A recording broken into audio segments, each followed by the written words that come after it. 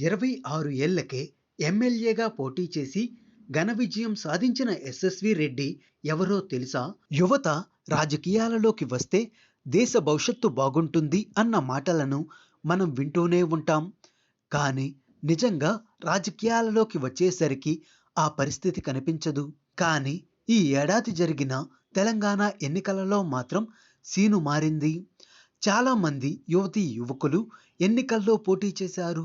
కొందరు గెలుపొందారు కూడా. వారిలో 26 ఏళ్ల యశస్విని రెడ్డి కూడా ఉన్నారు. పాలకుర్తిలో ఓటమి ఎరుగని ఎర్రబెల్లి దయాకర్ రావుకు పోటీగా నిలబడి యశస్విని రెడ్డి విజయం సాధించారు.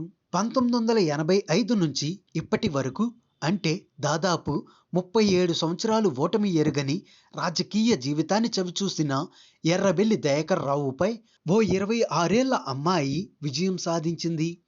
అసలు ఈ సీటు యశస్విని రెడ్డికి కాకుండా ఆమె అత్తగారు ఝాన్సీ రెడ్డికి రావాల్సి ఉంది.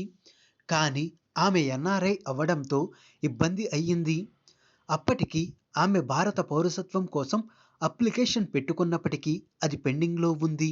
అందుకే ఆమెకు బదులుగా యశస్విని రెడ్డిని ఝాన్సీ రెడ్డి నిలబెట్టారు. ఆమె వయసు 26 సంవత్సరాలు మాత్రమే. యశస్విని రెడ్డి అత్త హనుమాండ్ల ఝాన్సీ రెడ్డి పాలకుర్తితో సహా ఇతర తెలంగాణ ప్రాంతాలలో ధార్మిక కార్యక్రమాలు చేసి మరింత సేవలు అందించడం కోసం ఎమ్మెల్యే అవ్వాలి అన్న లక్ష్యంతో కాంగ్రెస్లో చేరారు. అయితే భారత పౌరసత్వం లేకపోవడం అనేది ఆమెకు అడ్డంకి అవ్వడంతో ఆమెకు బదులుగా యశస్విని రెడ్డి పోటీ చేసి విజయం సాధించారు. 2018 సంవత్సరంలో బీటెక్ పూర్తి చేసిన యశస్విని రెడ్డి వివాహం అయ్యాక అమెరికా వెళ్ళిపోయారు. ఎటువంటి అనుభవం లేకున్నా ఆమె పాలకుర్తిలో పోటీ చేసి విజయం సాధించారు.